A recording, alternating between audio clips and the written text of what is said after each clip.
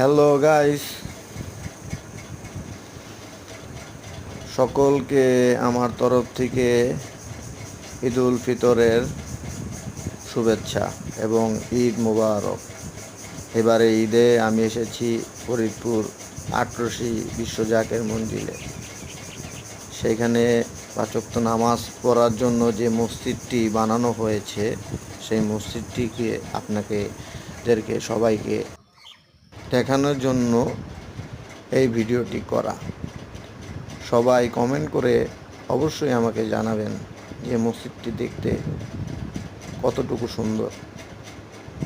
আমার সবচেয়ে ভালো লাগছে এটার যে চারটা মিনার, সেটা।